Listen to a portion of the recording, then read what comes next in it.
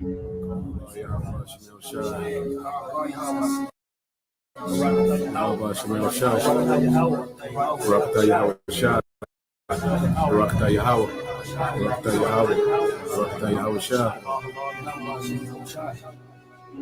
this crown, I declare you our sovereign. All hail the king! I, Esdras, saw upon the Mount Zion a great people, whom I could not number, and they all praised the Lord Yahweh Bahashem Yahweh Shai with songs. And in the midst of them there was a young man of a high stature, taller than all the rest, and upon every one of their heads he set crowns, and was more exalted, which I marveled at greatly. Receive this crown as a blessing from the Most High. May your reign be just and prosperous. So I asked the angel, and said, Sir, what are these? He answered and said unto me, These be they that have put off the mortal clothing, and put on the immortal, and have confessed the name of Yahweh Bahashem Yahweh Shai. With this crown I bestow upon you the legacy of our people. Rule wisely. Now are they crowned, and receive palms. Then said I unto the angel, What young person is it that crowneth them, and giveth them palms in their hands? So he answered and said unto me, It is the Son of Yahweh, whom they have confessed in the world. Then began I greatly to commend them that stood so stiffly for the name of the Lord. With this crown, I charge you to lead our people with wisdom and strength. All hail the new king. Hail! Then the angel said unto me, Go thy way, and tell my people what manner of things, and how great wonders of the Lord thy God thou hast seen. I now crown you king. All hail the new king. Long live the king!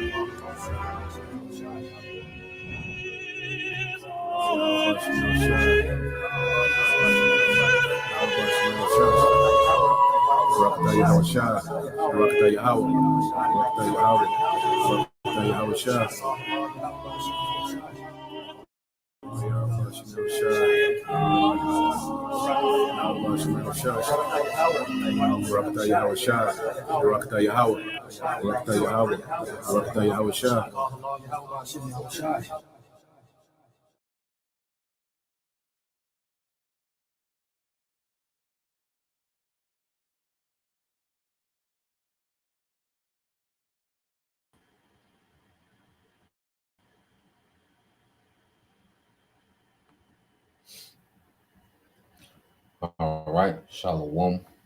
First and foremost, I would like to give all praise, honor, and glory unto Yahweh, Bahashem, Yahweh Shah, Bahashem, Kakodash, and double honors unto the apostles and the elders of GMS who rule well, teach well, being great examples towards younger brothers.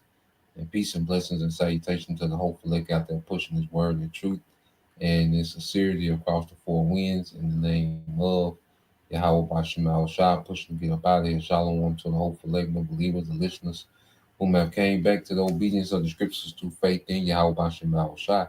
All right, and what I want to get into today is the book of Job, chapter 9 and 24. And I want to expound on these things. I found a pretty informative documentary, showing how the devils, have corrupted, these economic systems of the world. All right, these business models, okay, these corporations, on how, the few elite families, remain super rich, all right, and they monopolize, okay, these industries, okay, these economies, okay, and there's only the wealth, is set up to trickle up, okay, and for everyone else to be stuck in a certain position, okay. And the Bible, heavily condemns how this man runs the earth. The Bible even condemned, our people, that were doing these things and had wicked and corrupt, practices to become rich, all right, especially off the oppression of the poor, okay. And I want to just go into, because we go into Job 9:24 all the time. The earth is given into the hand of the wicked. And this video shows, all right, the systems that these devils have in place, okay, to where the wealth of the earth flows to them, okay? And it's going to just shed light on the precepts, we always bring out, and just to show, how these devils, all right, scheme, plot, okay, deceive, all right, within these global systems, so let's get into it. Like I said, I got a video. Our brothers are, this is edifying to you, beloved brothers, all right, and you few sisters that believe. Now, this is Job 9:24. It said, the earth is given into the hand of the wicked. He covered the faces of the judges thereof. If not, where and who is he? All right, so the earth is given into the hand of the wicked. The Lord allowed this, man, all right, according to the blessing of Isaac, to have the fatness of the earth, the dew of heaven, which is everything. Okay, because even when you go into, all right, the word earth, okay, in the Hebrew, this is literal. This man has possession of the earth. Okay. So when you go to let's see, all right, Aratazah. Okay, the Hebrew words are Aratazah, which means, all right, the whole earth. Okay, it says country, piece of ground, but it says ground, the soil, people of the land. All right, the scripture say where he heapeth to himself all people and can never be satisfied. Okay, we're gonna see that. It said land of the living. Okay, so this devil has been given the land of the living. The people, the ground, the soil. All right, and he rules in a very wicked and corrupt manner. All right, and the Bible condemns, all right, this man's style of rulership heavily. Okay, it condemns him. All right, the wicked that the Bible speaks of. Okay, and the way that he rules in the earth. Okay, so let's go from there. Get a couple more precepts, and I want to get the definition of monopoly. Okay, so when you let's see, go back to Job 9:24. Read it one more time. Then we say, well, this is Job 9:24. Said the earth is given into the hand of the wicked. He covered the faces of the judges thereof. If not, where and who is he? Okay, so this devil, has covered the faces of the judges. Okay, which are, Israelites. The rightful judges of the earth. Okay, the men, the sons of God. Okay, whom the Lord, intended to rule the earth in righteousness, integrity, and honesty, but we got corrupted. All right. So the Lord allowed this devil to come in power. Okay. And what does he do? He covered the faces of the judges thereof. He put himself in the Most High, the Messiah, okay, the prophets, our great, kings and leaders, the people, men of the Bible. He's the only nation to do that. All right, which is an indicator that he is the wicked. Okay, and who has the earth? All right, what nation of people has a possession of the earth? Okay, whose face is on the world reserve currency, man? Okay, so you go here to Proverbs. Okay,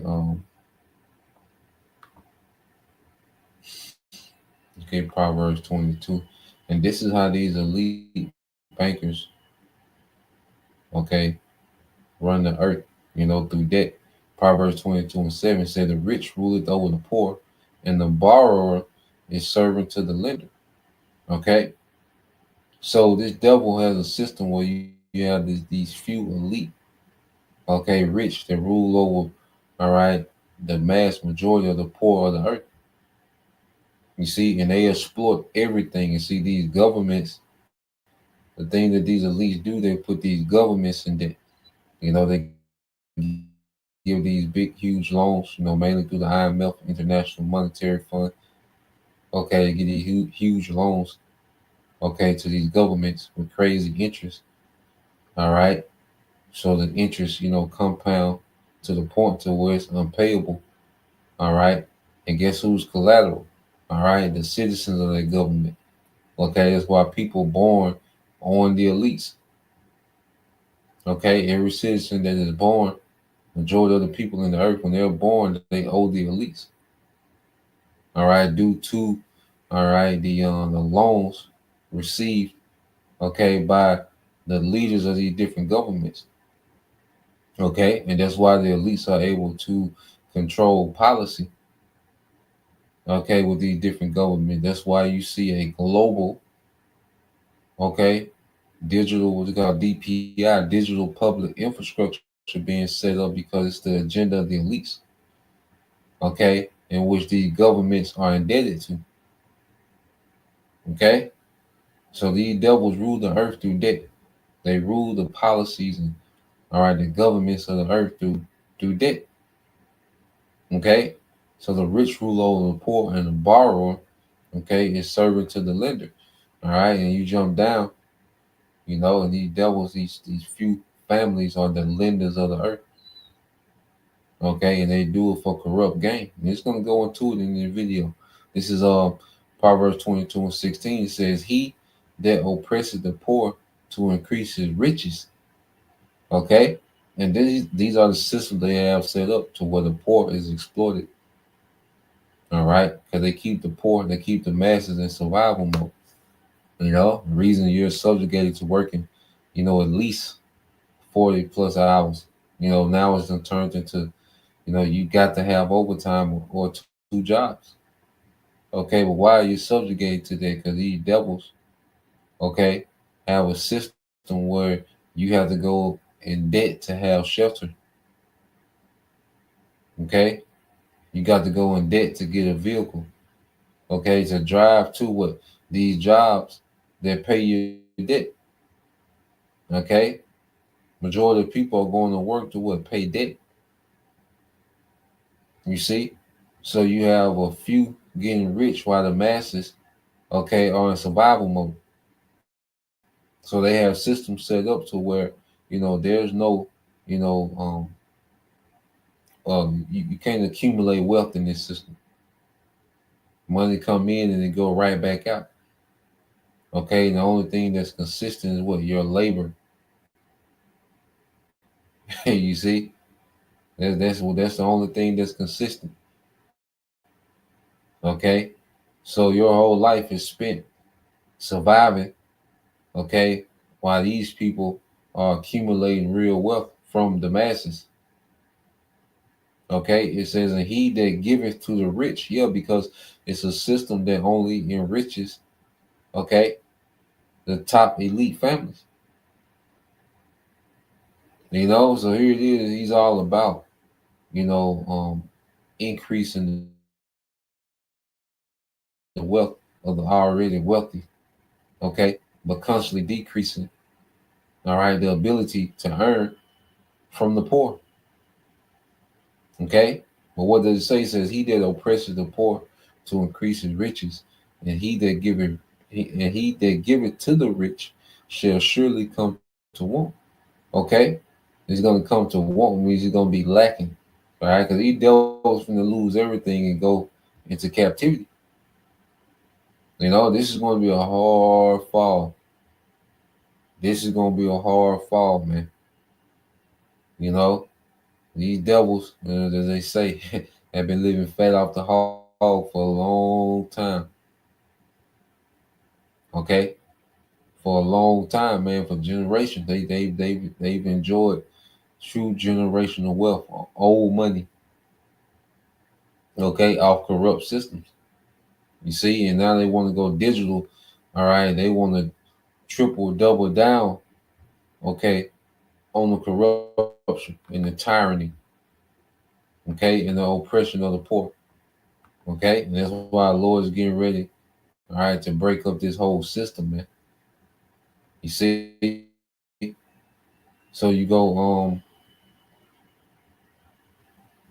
28.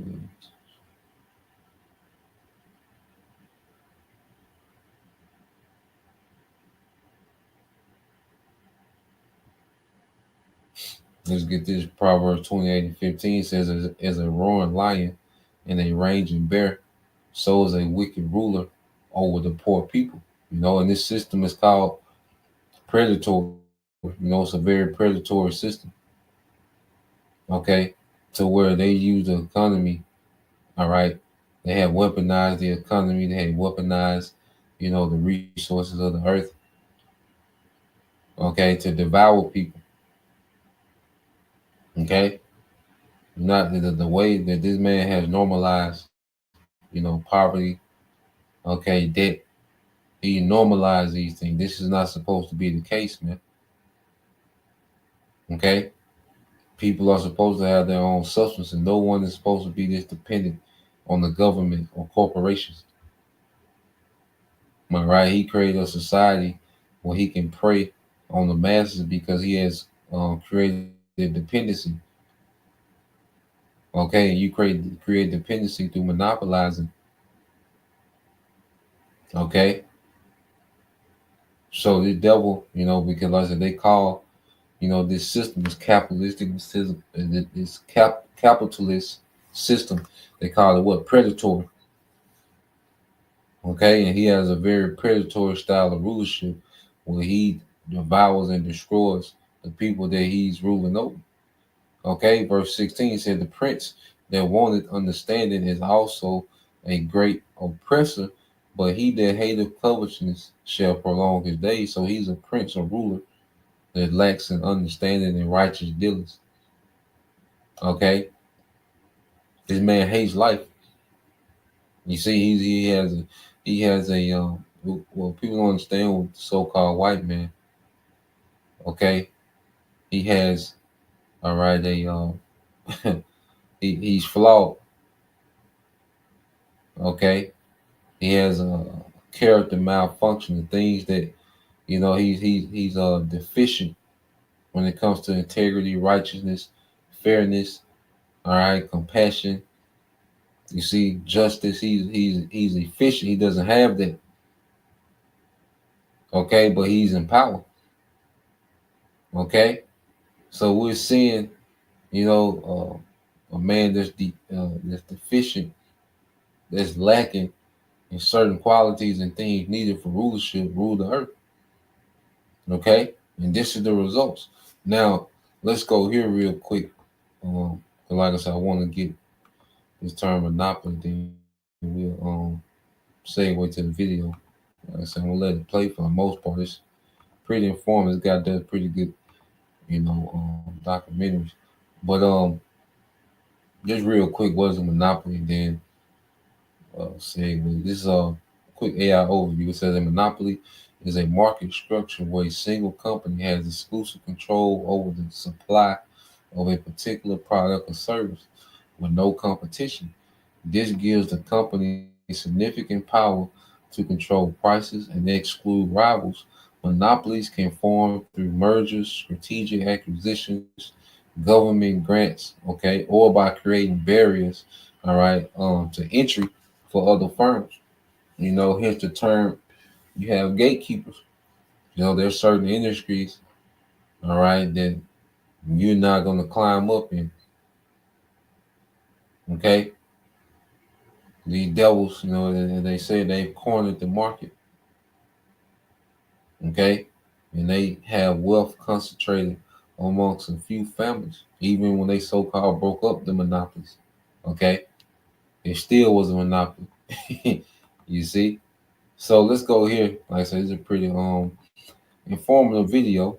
Um, I say, Lord will, you brothers, sisters get something out of it. But yeah, so he's gonna explain, all right, and John D. Rockefeller, which is a branch of the Rothschilds, okay, the American Rothschilds, okay, and it's gonna show you how when they coined the oil market, okay, how they created these monopolies, okay, which these systems of complete control, okay. So let's play this. In 1870, a 31-year-old man in Cleveland, Ohio, controlled 4% of America's oil refining capacity. By 1880, he controlled 90%. By 1904, In 1870, a 31-year-old man in Cleveland, Ohio, controlled 4% of America's oil refining capacity. By 1880, he controlled 90%. By 1904, he controlled 91% of oil production, 85% of final sales, and had created the template for every monopoly that exists today. His name was John D. Rockefeller, and the system he built, the corporate structures he invented, the monopolistic tactics he perfected, they didn't die when Standard Oil was broken up in 1911. They evolved, they spread, and they control your life right now in 2025. The gasoline you pump, the drugs you buy, the tech platforms you use, the food you eat, the banks you borrow from, every single one uses the Rockefeller playbook. Vertical integration, horizontal consolidation, regulatory capture, tax-exempt foundations that shape policy, and market dominance so complete that competition becomes impossible.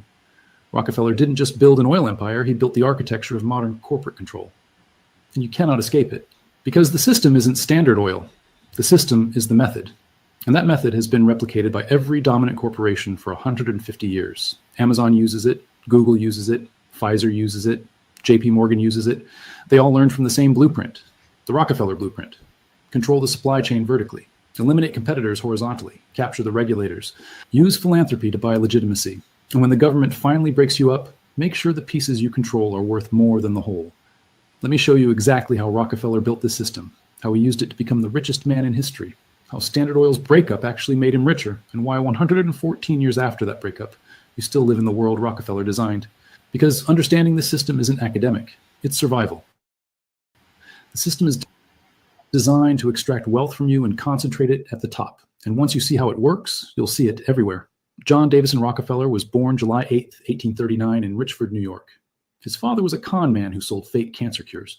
His mother was a devout Baptist. This combination, the con man's ruthlessness and the Baptist's moral certainty, would define Rockefeller's entire approach to business. He would destroy competitors without mercy while believing God had chosen him to organize industry for the betterment of mankind. This wasn't hypocrisy.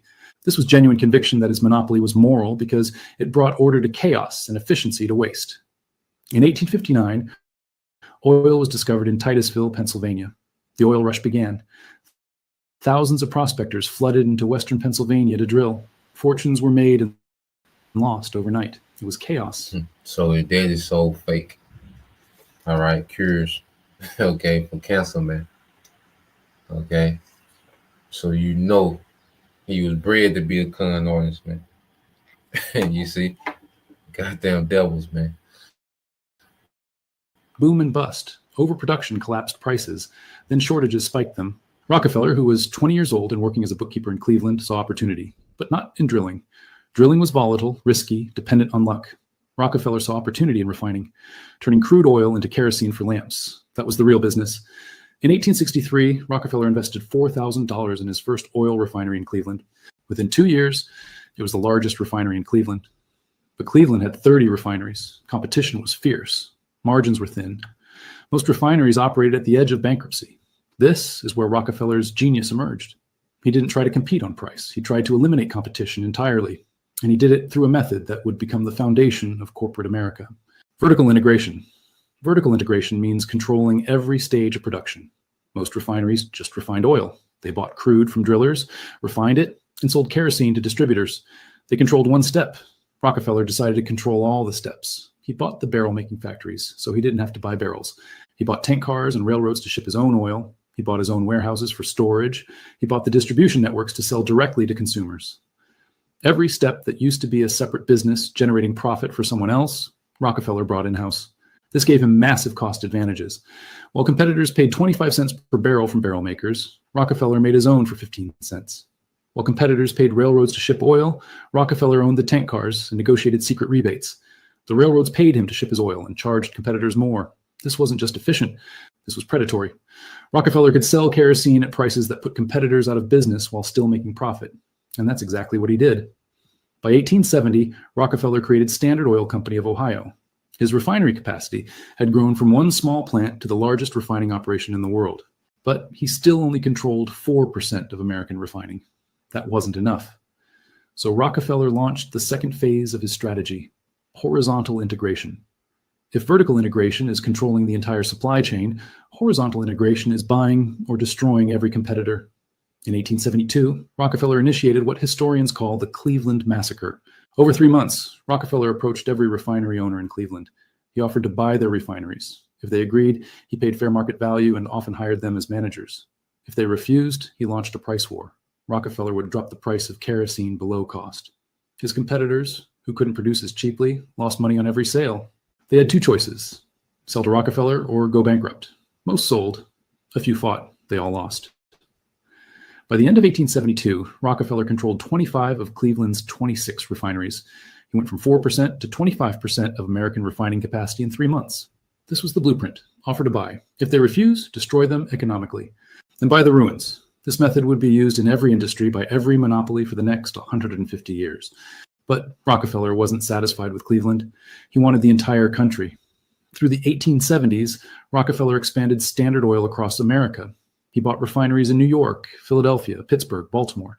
He used the same tactics everywhere: secret railroad rebates that made his shipping costs lower than competitors, vertical integration that made his production costs the lowest, and ruthless price wars that destroyed anyone who refused to sell. By 1879, Standard Oil controlled 90% of America's refining capacity. 90%? That's not a business, that's a monopoly. But here's where Rockefeller's true genius emerged. He understood that monopolies face 2 problems. First, they're illegal. The Sherman Antitrust Act was passed in 1890 specifically to break up monopolies like Standard Oil. Second, they're hated. The public despised Rockefeller. He was called a robber baron, a ruthless tyrant, the most hated man in America. Rockefeller needed a solution to both problems, and he found it: the trust. In 1882, Rockefeller's lawyers created the Standard Oil Trust. Here's how it worked. Standard Oil of Ohio couldn't legally own companies in other states, but a trust could. Rockefeller created a trust that held the stock of all Standard Oil companies. 41 shareholders, all Rockefeller and his close associates, controlled the trust. The trust controlled the companies. This was the first major corporate trust in American history, and it became the model for every trust that followed: Sugar Trust, Tobacco Trust, Steel Trust. All copied Rockefeller's structure. The trust allowed Rockefeller to control a nationwide monopoly while technically complying with state laws. But more importantly, it created a new legal entity. The trust wasn't a company. It was a holding company. It didn't produce anything. It just owned other companies. The structure would evolve into the modern corporation, the parent company that owns subsidiaries: Berkshire Hathaway, Alphabet, Meta, Amazon. They're all descendants of Rockefeller's trust. By 1904, Standard Oil controlled 91% of oil refining in America and 85% of final sales. Rockefeller was the richest man in the world. His net worth was $900 million. That's $25 billion in today's money. But that's just paper wealth. At his peak in 1913, Rockefeller was worth $400 billion, inflation-adjusted dollars. Richer than Jeff Bezos, Elon Musk, Bill Gates combined. The richest individual in modern history. And he built that wealth through the system: vertical integration, horizontal consolidation, legal structures that concentrated control. This was the system. But the public was turning against monopolies.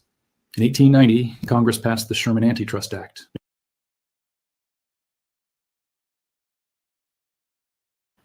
So the devils, all right, you see how predatory, this was. The way they will buy you out. So down with you having something to pass down, as an inheritance. Okay? Down with, your family and, your workers. And you see? So the devil, he just devoured, okay, everything, man. This is how Esau works. This is how he does in everything. This is how Esau operates in everything he does. He can never have enough. Okay, like now he has 90%, okay, of oil refinery, okay, in America, but he's trying to figure out how can I take the other 10%. Okay, that's how these devils think. You see, real quick, you see, the scriptures describe this man perfectly, man. So let's go here, and then we'll go back to the video, okay? Because it gets worse, But the model that this devil Rockefeller laid out with these trust companies, okay, which are called parent companies today. Now you have what you call shell companies, Okay, to where like Facebook is a shell company for a government, okay, company. Okay, they make it seem like these certain companies are private, but when they're really government owned and financed. All right, for government purposes and agendas. You see, but you have this thing called the parent company that owns all these other companies, man. Okay, you have a few media companies that own all the media in the world. Okay, this illusion of choice. You're thinking that you're choosing between Pepsi and Coke, but then these things are all under the what Brown Bottling. Okay, the parent company. You know, so it's the same. All right, few people that own the majority of business. You look at all these different businesses and you think that this you got variety, you got choice. Okay, but you're just choosing from which branch the same tree that you do business with. Okay, but let's go here. Um, let's get to the book of Habakkuk.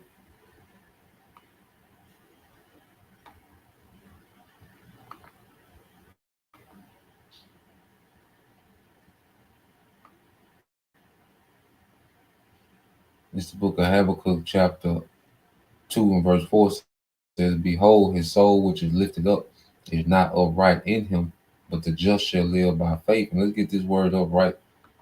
All right.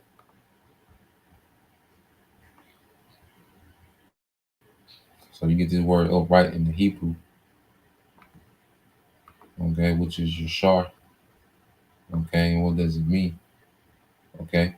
Yashar says to be right, to be straight, okay, to be just, to be lawful, okay, to be pleasing, okay, to be agreeable. Okay. That's what Yashar means. But he's not these things, to be straightforward, okay, to make right, to make smooth. No, he's not those things. Okay.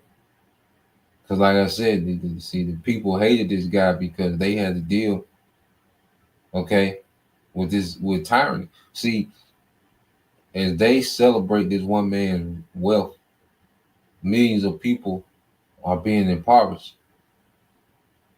Okay, just like and I say the same thing. I was thinking about it when I was listening to the video. It was the same thing with dope boys. Okay, everybody celebrate the wealth of this one man while hundreds of families are being destroyed. Okay, thousands of families are being destroyed at the expense of this one man's wealth. You know, he's a hero. He's celebrated, as a hero at the expense of impoverishing families and making families dysfunctional. Okay, which even with that, even that goes back to eat. All right, but everybody's, has a guilt. You're still guilty for participating in the wickedness of this man, especially seeing the results of it. Okay, but that's this devil. They'll have all type of awards and things named after the devil for his accomplishments. But look at the expense his accomplishment came at the suffering of many. And that's this Edomite society where they'll celebrate the accomplishments of these particular men, but not go into the horror that it caused many. Okay, and this is why he was hated, because people really had to deal with the reality of not having companies that they work for, that they invested into, and families, passed down to them, and now, they don't have them anymore. Okay, so let's play this. Go back to it. Okay, well, let me finish this. All right, so this devil he's not upright. He can't be straightforward. There's always some type of underhand, okay, dealings with this guy. You see? So let's go here to Habakkuk 2 and 5. It says, yeah, also because he transgresses by wine, he is a proud man, neither keep it at home. And let's say he takes over, a city, then he takes over a state, then he takes over the country, then he wants the world. Okay, this is how the devil operates, man. He's always trying to scale out. Okay, and he's all over the place, seeing what he can take, what he can add to himself. At the suffering of many, he doesn't care about the suffering. If he can add to himself, people's suffering is not factored in. If he can add to his vain legacies, people's suffering is not factored in. Okay, he doesn't care what happens to the environment, what happens to the locals, and what happens to his families, and he doesn't care about the traditions of people, and he don't care about any of that, what you consider sacred, and he don't care about that. If he can add to himself, what happens to you doesn't matter. Okay? It says he is a proud man, neither keepeth at home, who enlarges his desire as hell, and is as death, and cannot be satisfied, but gather unto him all nations, and heap it unto him all people. Okay, so this man can't be satisfied, man. Okay? If he has 99% control of something, okay, he got 99.9% control, okay, of a particular market. Well, he can't sleep until he figure out how to take the other 0.1%. Okay, he can never be satisfied. And even this new world order shows you he can't be satisfied, because as we finish going, as we continue on in this video, it's like, God damn, you see, but even that's not enough. Okay, he wants more. He wants your thoughts now. What you thinking, nigga? You see, he want to take it to that level. Okay, so this is why this man is an unfit ruler, because it'll never be enough. If he was able to get the digital system up and running, that wouldn't even satisfy him. That would just suffice him for a while. Then he will see what else can he do? What else can he take? Okay, I done hacked humans, so what else can I do? Okay? This man is an unfit ruler, man. He's a goddamn psychopath. Okay, so let's go back.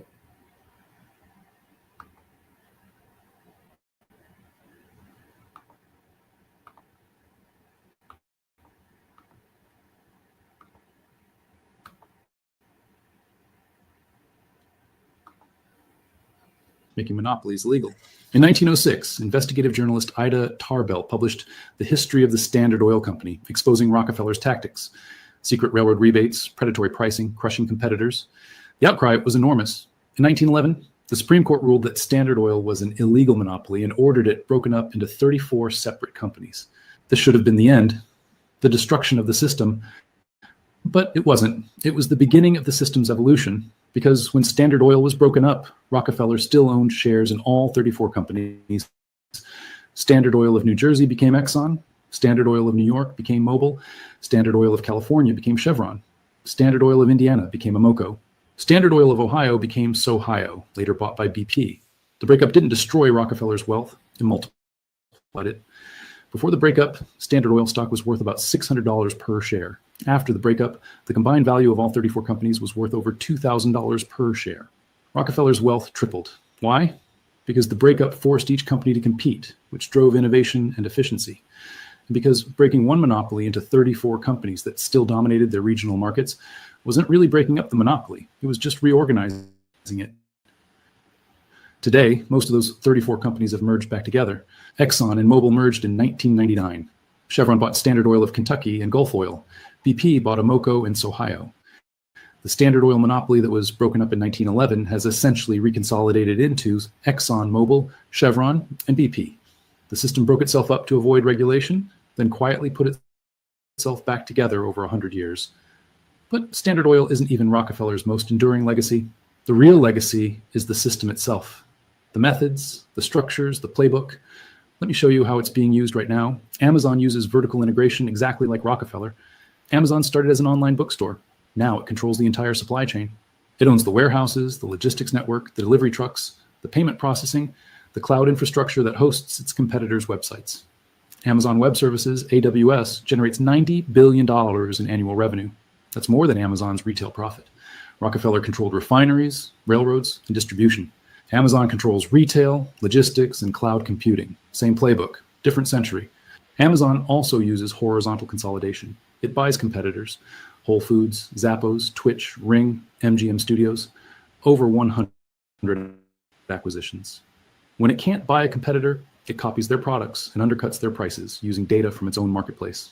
Third-party sellers report their sales data to Amazon. Amazon analyzes that data, identifies successful products, creates Amazon Basics versions, and promotes them above the original.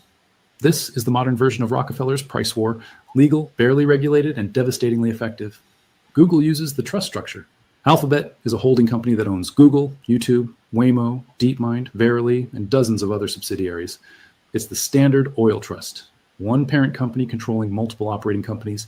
This structure shields the parent from liability, allows tax optimization across jurisdictions, and makes regulatory breakup complicated because each subsidiary is technically separate. When your kid is hurting and there's nothing you can do about it. Pharmaceutical companies use Rockefeller's regulatory capture strategy. Rockefeller didn't just compete in markets, he shaped the rules. He lobbied for railroad regulations that favored Standard Oil. He worked with politicians to set standards for kerosene that his refineries could meet, but competitors couldn't. Today, pharmaceutical companies do the same. They fund the FDA through user fees. They lobby for patent extensions. They write the regulations they're supposedly regulated by. Pfizer, Johnson & Johnson, Merck, they learned from Rockefeller. Control the regulators, and you control the market. The financial sector uses holding company structures. JP Morgan Chase is a holding company that owns. That's why you see, all right, these tech giants, okay, controlling Trump, all right, and Trump controls the regulation, all right, and that's why you see massive, deregulation, okay, for AI, okay, because AI is the new Standard Oil, okay, these AI tech companies, okay, this is a new Standard Oil. Okay, your Peter Thiels, your Elon Musk, okay, which they're still, financed by the banks. So ultimately, it's the banks that run the show. Okay, these elite bankers, you see. But you see, the main thing that's been happening with Trump is what things are being deregulated. All right, towards the agenda of these tech giants, which is the agenda of the elites. Okay, who want a new world order. You see, that's why your government doesn't work for you. All right, it hasn't worked for you in a long time. This is just the worst that has ever been. All right, in the Trump era. Okay, so these elites, they own, all right, these certain, bureaucracies that's supposed to regulate these big companies. Well, they've all been paid for. Okay, so everything that these big companies want to do, well, they're going to pass regulations to allow it, just like we've seen with the glyphosate, okay, Forever Chemical being allowed to be sprayed on crops, okay, because Monsanto, you see, they own, okay, these bureaucracies. All right, these things are bought and paid for. So the super rich, okay, have been unleashed on the masses. That's what the new world order is, the super rich fully being unleashed on the masses, man. All right, and they want to monopolize, okay, the earth, every resource, even the air. Carbon is him trying to monopolize air, man. This whole carbon footprint, this is this devil trying to monopolize the air. It gotta be stopped, man. Chase Bank, JP Morgan Investment Bank, and numerous subsidiaries. Bank of America, Citigroup, Wells Fargo, all holding companies. When Dodd-Frank tried to regulate banks after 2008, the holding company structure made it nearly impossible. Which entity do you regulate, the parent or the subsidiaries? Rockefeller solved this problem in 1882. Banks copied the solution 100 years later. And then there's philanthropy, Rockefeller's final innovation. In 1913, Rockefeller created the Rockefeller Foundation with an initial gift of $250 million, over $7 billion today. The foundation funded medical research, education, and public health. On the surface, this was charity, Rockefeller giving back. But look deeper. The foundation allowed Rockefeller to avoid estate taxes. It gave him control over which universities received funding, which meant control over what was taught and researched. So he's funding these schools. Rockefeller Foundation, which is still around, which the Rockefeller Foundation is at the forefront, okay, even today, of this New World Order agenda. Okay, the Rockefeller Foundation, that's at the forefront of a lot of these agendas that we see going on today. Central bank digital currency, all right, police state surveillance. The Rockefeller Foundation is at the forefront of that today. Okay, but you see how he's funding these schools, he's giving these donations to these schools, but he controls what these schools teach. Okay, he controls, he donates to these hospitals. Guess what? He controls, okay, what's medicine. Okay, a lot of medicine went to what? Petroleum base. Okay, because he was rich in oil, so he infused, petroleum into medicines. Okay, would enrich himself at what? At the destruction of the masses. Okay, and the scriptures say that we get that, we bring this out a lot. Let's get this real quick. We're gonna run that back a little bit. But yeah, man, these devils. Let's see. Yeah, these devils, man, have a lot going on.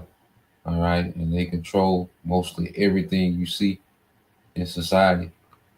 They own everything, man. Okay, somehow, some way, okay, everything is rooted back to them.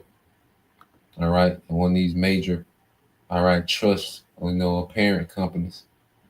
Okay, they call BlackRock. Okay, all the things that BlackRock owns.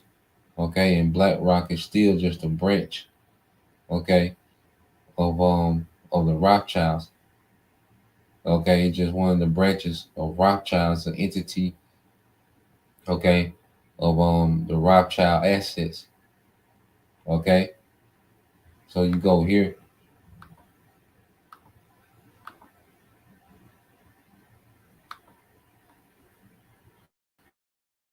So let's go to Sirach 14:7. It says, and if he do it good, he doeth it unwillingly, and at the last he will declare his wickedness. So he's donating all this money to these schools. Okay, they're able to get the new campus, and the new new stadiums, new buildings. People getting, give themselves bonuses and this and that. Okay, but then it's like, okay, look, this is what we gonna teach. Okay, and then you go into a Rockefeller. He turned the school into he turned the curriculum that pretty much to train factory workers. Okay, school is about you learning, okay, how to comply and operate in the factory setting. Okay, and while you have your scheduled lunches, okay, your scheduled classes, okay, that morning shift, that the early in the morning to the evening schedule. Okay, sitting down, being compliant all day. You're learning how to take instructions. Okay, school turns into a pipeline. Okay, to be a worker in his industries. All right, you can continue your education in college. Okay, but it's still what college is training you to. Okay, for his industries. Okay, you're not being taught, okay, self-sufficiency. Okay? You're being taught how to play a position, okay, within his monopoly. You see? So these devils, okay, have this whole system geared towards keeping them rich and everyone else at the expense of everyone else's slavery. Okay, especially the tribes. All right, now let's run it back just a little bit.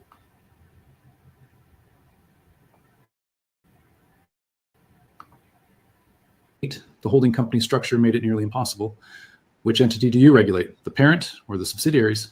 Rockefeller solved this problem in 1882. Banks copied the solution 100 years later.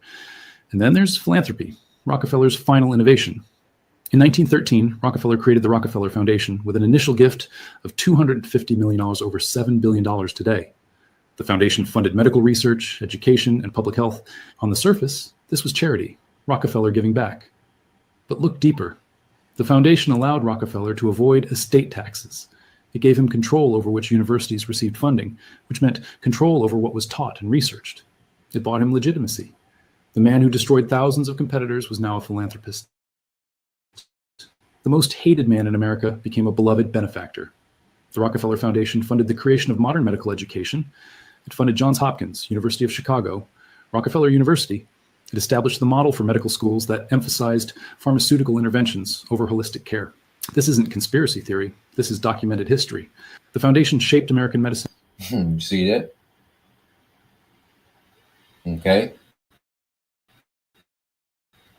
So you see who controls, what's, okay, these pills in the bottle. All right, these companies that have these pills in the bottle. You see what it goes back to. All right, remember, his father, okay, was a con man that sold fake cancer cures. Go back to his father. So now this nigga is a billionaire, trillionaire. And you see where the world is at. Okay? You can't make it up. All right? This is the devil, man. This is the come up of the devil, man. You see? So the juice that was going out, who you think? Okay? And remember, these people hate life. Okay? And their wealth is used to destroy some predatory system like a raging lion, okay, or a roaring bear. Okay? To favor the pharmaceutical model. And pharmaceutical companies, many descended from Standard Oil's chemical divisions, profited enormously. Today, every billionaire uses the Rockefeller playbook. Bill Gates founded the Bill and Melinda Gates Foundation, $75 billion in assets. It funds global health initiatives, shapes WHO policy, and influences national governments. Mark Zuckerberg created the Chan Zuckerberg Initiative. Warren Buffett pledged most of his wealth to the Gates Foundation. These aren't just charity, they're tax avoidance, legacy building, and policy influence. Rockefeller invented the model. Modern billionaires perfected it. The Rockefeller family still exists, still influential. David Rockefeller, John D's grandson, died in 2017 at age 101. He was chairman of Chase Manhattan Bank, founder of the Trilateral Commission, one of the most powerful men in global finance for 50 years. The family's wealth, estimated at $11 billion, is spread across hundreds of trusts and foundations. The Rockefeller Brothers Fund, the Rockefeller Family Fund, the David Rockefeller Fund. They still shape policy, fund research, and influence politics 150 years after John D. started Standard Oil. And here's the most important part. The system isn't designed to be escaped. It's designed to be invisible until you're already trapped. You buy gasoline refined by ExxonMobil or Chevron, descendants of Standard Oil. You buy from Amazon, which uses Rockefeller's vertical integration and horizontal consolidation. You search on Google, structured as a trust like Standard Oil. You take pharmaceuticals developed through a medical system shaped by Rockefeller Foundation grants. You bank with institutions using Rockefeller's holding company structures. And your taxes fund regulations written by the industries being regulated just like Rockefeller designed. The system is self-perpetuating. It concentrates wealth. It eliminates competition. It captures regulators. And it uses philanthropy to buy legitimacy while avoiding taxes. This is the Rockefeller system. And it's not a conspiracy. It's just corporate structure. Legal, accepted, and replicated by every dominant company in every major industry. You cannot buy oil outside the descendants of Standard Oil. You cannot avoid Amazon's logistics network. You cannot opt out of pharmaceutical medicine shaped by Rockefeller grants. You cannot escape the banking system built on Rockefeller's holding company model. You live inside the system, and the system extracts wealth from you every single day and concentrates it at the top, exactly as Rockefeller designed it to do in 1870. Look, you could spend thousands hiring a professional video editor, or you could use Animoto. Here's what makes Rockefeller different from other robber barons. Carnegie built steel mills. When he died, U.S. Steel remained, but Carnegie's personal control ended. Vanderbilt built railroads. When he died, the railroads continued, but fragmented. J.P. Morgan built financial empires. When he died, his partners carried on, but his personal dominance faded. But Rockefeller built a system, and systems don't die with their creators. They evolve, they adapt, they spread. Standard Oil was broken up in 1911, but the vertical integration model spread to every industry. The trust structure became the holding company. The regulatory capture became lobbying. The philanthropy became foundations. Every piece of Rockefeller's system was copied, refined, and embedded into corporate law, tax code, and regulatory frameworks. Rockefeller died in 1937, but his system became stronger after his death because it wasn't dependent on him. It was structural. Let me show you the mechanism. How the system extracts wealth from you. You need gasoline, you have a choice. Exxon, Chevron, BP, Shell. All of them are price-coordinated oligopolies descended from Standard Oil or using its methods. You're not choosing. You're selecting between branches of the same tree. You need to buy products. You have a choice. Amazon, Walmart, Target. Amazon dominates through vertical integration. Walmart and Target must match its scale or die. Same system, different companies. You need internet search. Google has 92% market share. That's higher than Standard Oil's peak of 91%. But Google isn't considered a monopoly by regulators because it's free. You pay with data instead of money. Rockefeller would have loved this innovation. A monopoly so complete that users don't even realize they're paying. You need social media. Facebook has 3 billion users. Instagram, also Facebook. WhatsApp, also Facebook. You're not choosing platforms. You're choosing which meta property to use. Horizontal consolidation, exactly like Rockefeller. You need healthcare. You see a doctor trained in a system shaped by Rockefeller Foundation grants.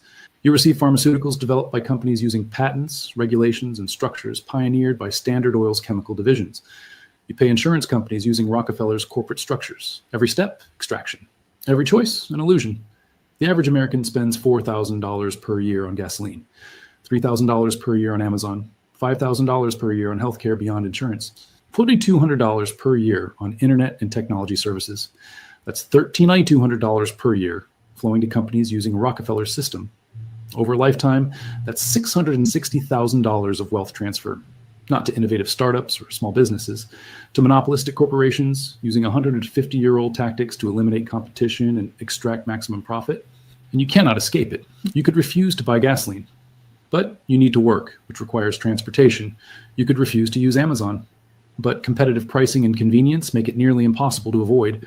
You could refuse Google, but what alternative has 92% market share? You could refuse Facebook, but social connection is controlled by Meta's platforms. You could refuse pharmaceutical medicine, but medical licensing, insurance coverage, and cultural acceptance are all shaped by the Rockefeller system. This is Rockefeller's ultimate achievement. Not that he became the richest man in history, that he built a system that makes escape impossible. A system where every path leads back to consolidated corporate control, where competition is crushed before it threatens the dominant players, where regulators protect incumbents instead of consumers, where philanthropy buys influence that perpetuates the system. This is the Rockefeller system, and you live in it whether you know it or not. But here's what Rockefeller understood that most people miss. Yeah, so, yeah, he covers a lot, and so he breaks it down thoroughly, okay, what these devils are on, the systems that they have in place, especially what they call philanthropists, all right, which these Edomites make big donations, they put their names on certain buildings and, libraries and museums and, as if, they have, people's interests in mind, all right, but they do that, for the sake to legitimize, okay, their legacy, as if, they have a care for humanity. Okay, so this nigga built a library, all right, but ruin millions of lives. All right, give you, Like I say, those pills in the bottle that destroy you, give you the juice that destroy you. Okay, environmental pollution that destroy you. But then a nigga build you a library, at your school. Okay, and now all of a sudden he's this great nigga that needs to be honored. Okay, an award named after him, a scholarship named after them. All these different things. Why they destroy the earth? Okay, why they impoverish the masses? Okay, and continue to enrich themselves. Okay, so let's go to the scriptures, and then I got some things in chat to show you that the Most High hates, all right, systems of monopoly. Okay, the Most High and Yahweh Shah. All right, but let's go here. Let's get a few of these because the Bible describes this man. All right, describes this man. Okay, when you go here, it will describe the Bible describes the state of the wicked. Okay, it goes into their prosperity. Okay, this is the book of Psalms. All right, 73. Okay, and I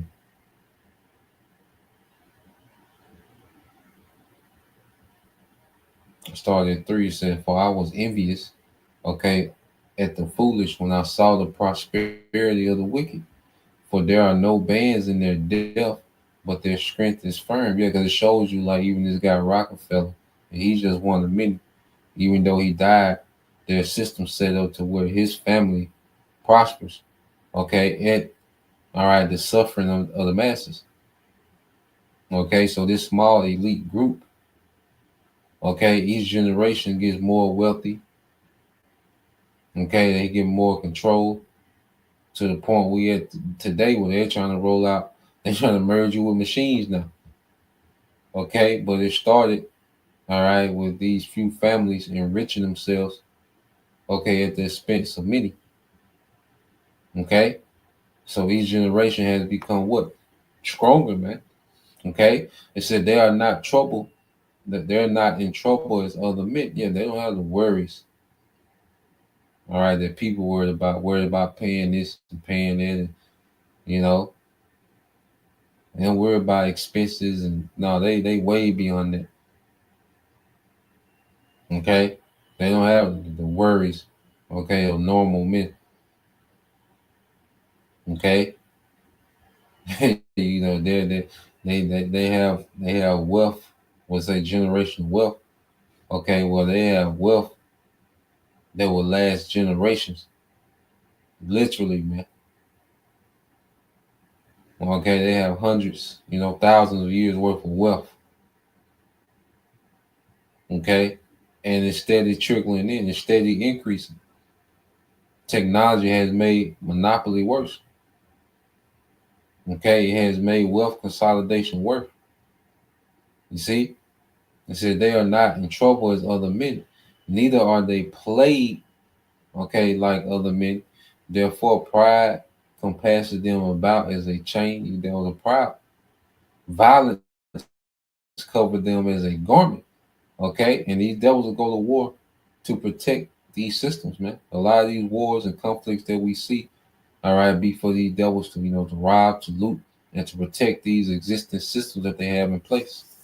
Okay, it said, therefore, pride compasses them about as a chain, violence covered them as a garment. Their eyes stand out with fatness. They have more than one could wish.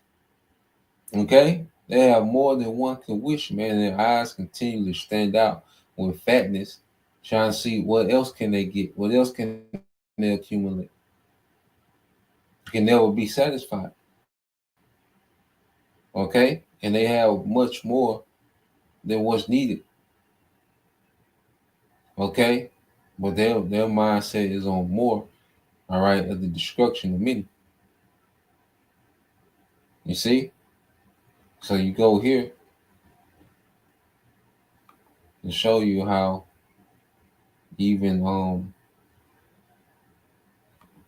the Bible, it condemns. Let's go here. Monopoly. Let's go into chat. I got a few of them pulled up.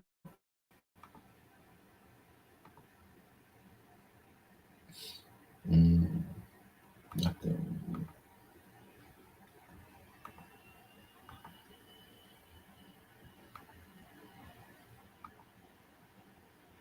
All right, so I asked you, I said, would the Bible be against an elite few having a monopoly within society?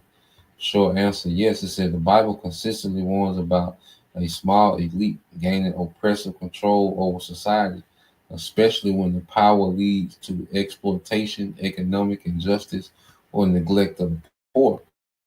The Bible warns about concentrated power, all right, and economic oppression. Many biblical passages criticize situations where a small group becomes wealthy or powerful at the expense of others. It said, woe to those, Isaiah 5 and 8, woe to those who join house to house and add field to field until there is no more room. Okay, this is, the wealthy buying up, okay, all the land, okay, all the assets, and leaving nothing, for the poor, okay, a few elites, okay. So the Bible directly condemns this man's style of rulership to where you have a few buying up and owning everything, okay, and redistributing to everyone else, redistributing, goods and services to everyone else. It said this condemns wealthy elites who monopolize land, pushing others into poverty. All right, Michael 2 and 1 said they covered fields and seized them. They oppress a man and his inheritance. Again, the warning is against powerful groups who take ownership of the community's resources, man. All right, and this is what the devil does throughout the earth. He's constantly seizing resources, lands. Okay, a lot of these wars are fought at the interests of the elite bankers. All wars are banker wars, man. Okay? It said they cover fields and seize them, they oppress a man and his inheritance. Again, the warning is against powerful groups who take ownership of the community's resources. Now you go to Amos 5 and 8, it says, criticize those who manipulate markets, cheat the poor, and rig the economy, making the ephah small and the shekel great by buying the poor for silver. Now let's go to this, and we're going to dive into um, Amos 8, verses 4 through 6. Okay, and this is what Jake was on. Okay, and the Lord was against it. So when you go here real quick, let's get that in Amos, the book of Amos,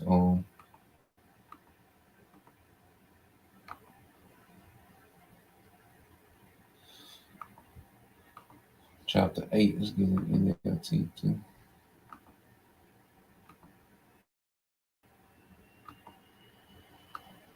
All right, so you got the book of Amos, chapter 8.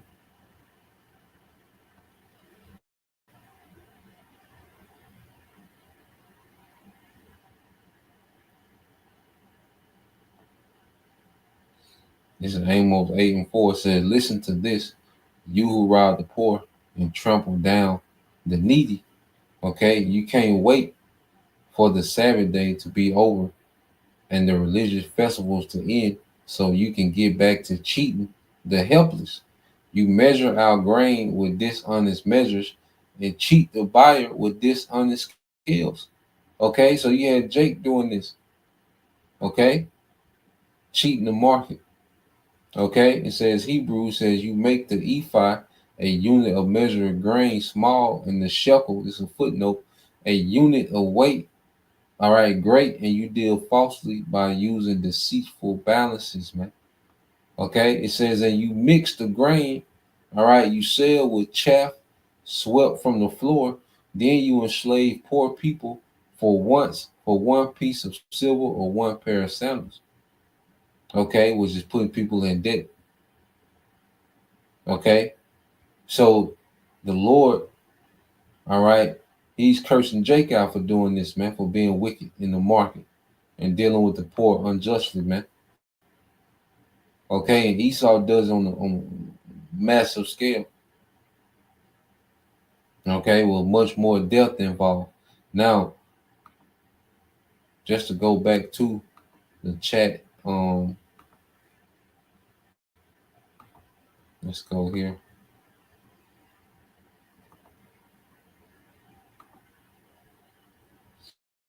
So when you go into Amos, 8, verses 4 through 6. All right, it says, I'm going to read into it. It says, the Bible vision of society is anti-monopolistic. The Old Testament economic system prevented permanent monopolies. The year of Jubilee, Leviticus 25. Every 50 years, land was returned to original families. This stopped an elite class from forming permanent economic monopolies. It said limits on kings. Kings were forbidden, all right, from amassing excessive wealth or military power. This prevented political monopolies. Howard Shah teaching emphasized justice, fairness, and condemning exploitation. While not political, Howard Shah repeatedly condemned systems where a few benefit at the expense of many. All right, Luke 12:15. Watch for all kinds of greed. All right, Matthew 23 and 4. It said they tied up heavy burdens, dealing with the leadership back then, the wicked scribes, Pharisees, Sadducees of the Sanhedrin, but would not lift up a finger to move them. A critique of religious and political elites exploiting, the people. They even made sin into a market. We're going to get that. It says Yahweh Shah frames his missions in terms of liberation of the oppressed. It says,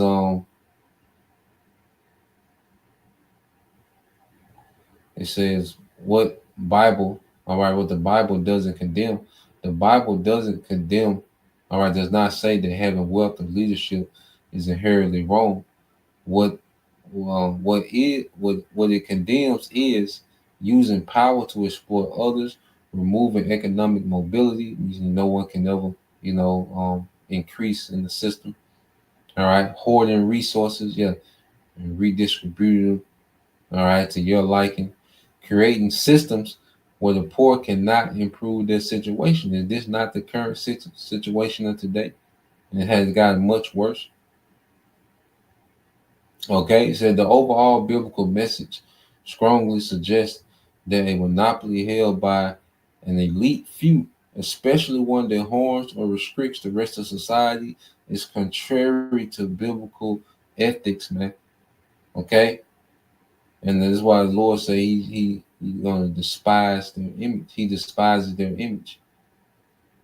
Okay, this rulership that the devil has established in the earth today is anti-Messiah, is anti-Yahweh Bashim Yahushua.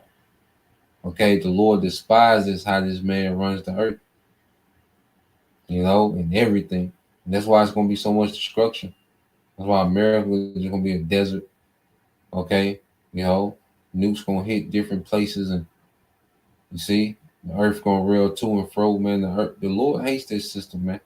That's why I say friends with this world is enmity with the Most High. Okay, the Lord absolutely hates this world system, man.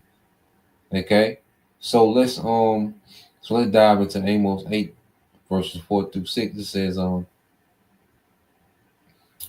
so I told him the emphasis on Amos chapter 8 verses 4 through 6, details of a ephah and shekel and what is chaff being mixed with wheat. Okay, so it goes down to Amos 4 and 6. What's happening in this passage? Amos is condemning wealthy merchants who are manipulating measurements, fixing prices. All this should sound familiar. Manipulating measurements, fixing prices, selling low quality or fake goods, exploiting the poor during religious festivals by waiting eagerly to resume cheating. Okay, this is an early powerful denunciation of market manipulation and economic oppression. Okay, what do you have today? What are people crying about?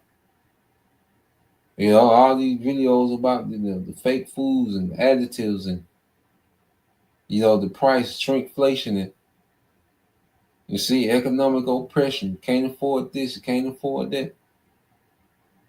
Meanwhile, these few own everything and are gathering more. It said the ephah is a measure of volume used for grain, roughly about 22 liters.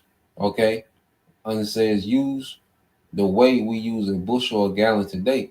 In other words, shrinking the container, all right, while charging full price. Today's equivalent, shortchanging customers using false or rigged scales, reducing product size but keeping price the same, which is shrinkflation. Okay, what is a shekel? The shekel was a unit of weight in currency. Merchant used silver to measure payment.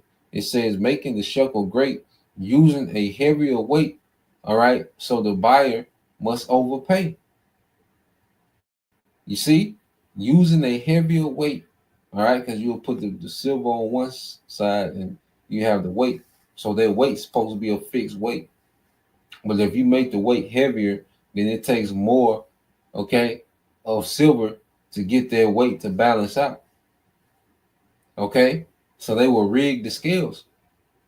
Just like this economy is rigged, the stock market is rigged, you know, the banking system is rigged, insurance is rigged, everything is rigged.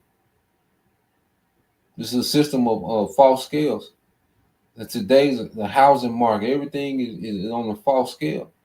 Today's equivalent is inflating prices, rigged digital scales, deceptive pricing practices. Okay, this line from Amos is classic condemnation of fraud and trade. It says, what does it mean to mix chaff, okay, with wheat? This is one of the most vivid images in the passages. Chaff is the husk. All right, so chaff, it says the worthless, inedible. You see, doesn't the devil put things in the food that's not edible, that's not supposed to be edible? Okay, the chemicals and additives. Okay, it said the worthless edible outer shell of grain. All right, normally removed during threshing and winnowing, mixing chaff, okay, with wheat, diluting the grain. All right, diluting the grain to stretch it. It's a form of food fraud. All right, blending cheap, useless materials with real grain, selling it as pure product, increasing profit while reducing quality. Modern equivalents, watering down milk, mixing sawdust or fillers into food, selling fake olive oil, adding impurities to extend volume, man. Okay, so this shows you that the Lord spoke against these things back then. Okay, so how much more now? Okay, it says why Amos condemned these practices, because these actions exploit the poor who cannot afford even small losses. Here it is, you $30 to you is you know, $30-$50. Okay, these elites, they don't even think in them terms. You know, $30-$50 doesn't even register with the wealth they got. But for you, it can destroy your week.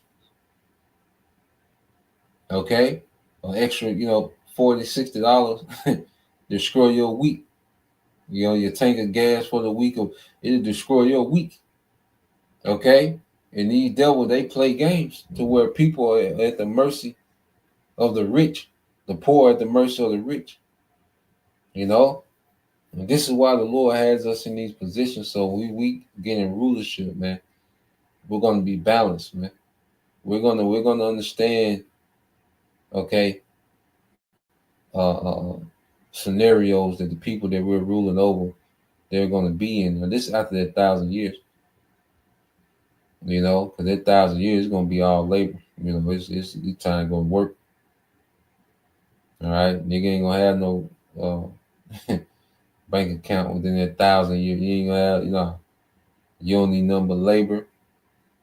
Okay, you know, ain't no, nah, you just labor for 1,000 years.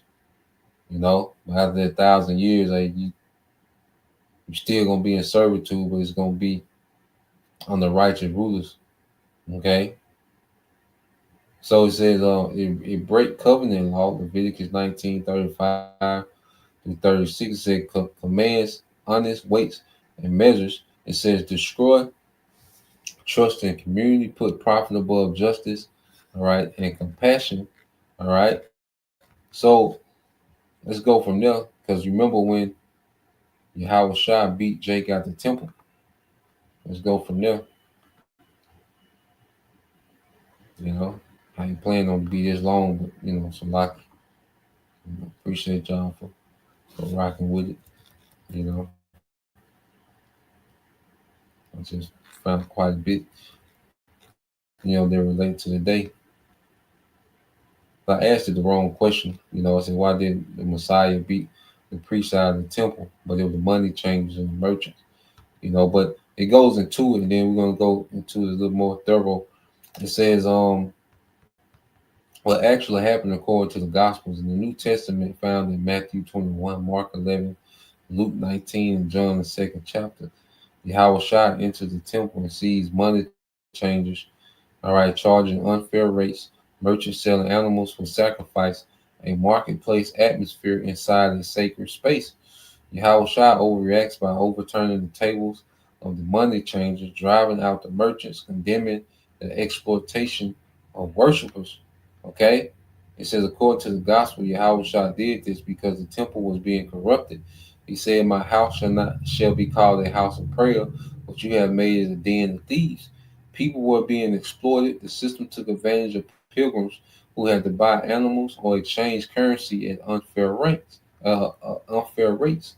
Okay, by cleansing the temple, Yahweh Shah signaled judgment against the religious corruption and asserted spiritual authority. Now, I said details of the corrupt practices and merchants, all right, of the merchants and money, okay, traders in this account. It says, so you go here. It says the money changers. It said money changers were necessary because the temple tax could only be paid in Tyrian silver, all right, which had a high and stable silver content. All right, I remember the pilgrims that is speaking of. Remember every uh, uh, 3 times a year, you know, families were, you know, Israelite families that had to come back to Jerusalem and celebrate and reverence the Passover, the Feast of Weeks, which is called Pentecost, and the Feast of Tabernacles. So they would have to, you have an influx of Israelites coming to the temple, okay, 3 times a year, you know, in the spring, okay, and in the fall, you know, twice in the spring, once in the fall, okay. And what would happen, these money changers and merchants, you know, they started to make a racket off of it, okay, and it was corrupt, okay, and it's going to go into it. You see, they were doing this year all throughout the year, but they went crazy during the 3 times a year when you had all these Israelites coming back to the temple. You know, even Yahweh Shah. That's why I said, you know, they was coming to reverence, you know, at the temple, and they was on the way back, and that's when Yahweh Shah stayed back in Jerusalem. But that was on one of them pilgrimages. Yahweh Shah used to have to make their pilgrimage to Jerusalem.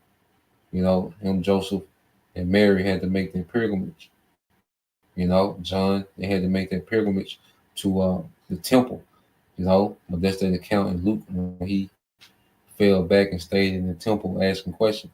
Okay, and it says corrupt practices associated with them. It said excessive exchange fees. Money changers charge, all right, a kalibas, a premium fee. Sources indicate this fee was often inflated, especially during pilgrim festivals, all right, Passover, when hundreds of thousands of Jews came to Jerusalem, exploiting, all right, captive demand. Everyone had to exchange money. No alternative currency was accepted. This created a monopoly, enabling high charges. So you had to exchange the money or the currency that you used from where you was at, and you had to change it over to the Tyrian silver. All right, the shekel. Okay, so what they would do, all right, they would rig the scales to where they would get a whole bunch of your currency, and you wouldn't get that much shekel. Okay. It says the change, all right, tables were set inside a sacred area, turning it into a bustling marketplace, violating the spirit of worship. So they turned, you know, here it is. They put these tables inside the temple. Okay? Jacob just wilding. So they turned, the temple to a trap house, man. Okay, a place of corruption. They were doing the corruption inside the temple. They tripping. It said animal sellers for sacrifice. It said pilgrims needed animals without blemish for sacrifice, doves, sheep, and oxen. It said temple inspection racket. It said animals brought from home. All right, animals brought from home had to be inspected. Mishnah sources suggest inspectors could easily declare animals blemished, forcing pilgrims to purchase a temple-approved animal instead. So you will bring your own sacrifice, all right, and they had to be inspected, all right, and then they can just say, well, look, this is not acceptable, but we got something for you to buy that's acceptable. Okay, so these these niggas, man, they just had corruption all the way around, man, and they back today. These men that sell you names and prayers and marriage counseling and this and that, these are the same niggas back today, the money exchangers. All right, they parade themselves as prophets, but they sell you every goddamn thing. Okay, it says exorbitant prices inside the temple. It said temple sanctioned animals were often massively overpriced. Rabbis later complained of dove sellers charging 10 times normal value during festivals. 10 times. Okay. Profit tied to priestly elites. Historically, sources, all right, Josephus, okay, describes certainly priestly families, especially the house of Anas, as running or controlling the trade. They essentially held a temple marketplace monopoly, profiting, okay, from required sacrifices. So the priests oversaw this. They was getting kickback. They was allowing this to happen in the temple. Okay. It says, Yahweh quotes Jeremiah, you have made it a den of thieves, indicating exploitation and injustice occurring around sacred worship. It said doves, the sacrifice of the poor, were particularly overpriced, which is why Yahweh specifically knocks over in Matthew 21:12 the seats of those who sold doves, because the poor can only afford, doves as their sacrifice. Okay? And Yahweh he specifically knocked over that table, man.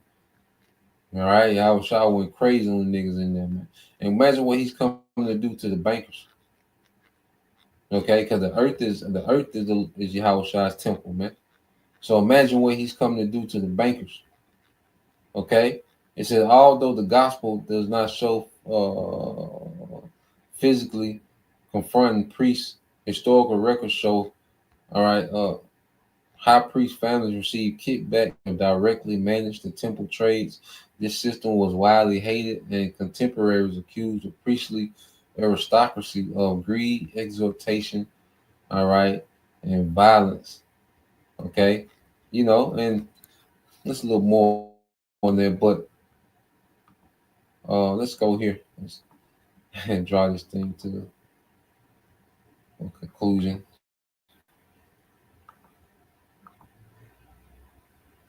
Let's get this in. Let's get Psalm 72. Read a few out of it, because this is what Yahweh Shai is coming back to do: is establish justice. Okay, true justice in the earth. All right, beginning with the restoration of His people. Okay, Psalm 72:1 says, "Give your love of justice to the king." Okay, old power and righteousness to the king's son. This is Yahweh Shai. Okay, Yahweh Shai is coming back with a love for justice. Okay, help him judge your people in the right way. Let the poor always be treated fairly. May the mountains yield, all right, prosperity for all, which are the governments. All right, the government of Israel, man. Okay, and Israel, all right, is going to experience prosperity. The whole nation is going to experience, okay, prosperity like we never have. And may the hills, okay, be fruitful, man. Resources, man. Okay, it says, help him to defend the poor, to rescue the children of the needy Israelites. Okay, and crush their oppressors. Okay, so this is what Yahushua is coming to do, man. Okay, he's coming to establish order, justice, prosperity for Israel. Okay, Yahushua is coming to establish a righteous government forever in the earth, man. This is the last time the earth will be under corrupt government. Okay, so that's the point. You know, Lord will you brothers and you sisters edify once again. I want to give all praise and glory unto Yahweh, Bahashem, Yahushua, Bahashem, Kakodash, and double honors to the apostles and the elders of GMS who rule well, teach well, being great examples to his younger brothers, and peace and blessings, salutation, hopefully, shalom.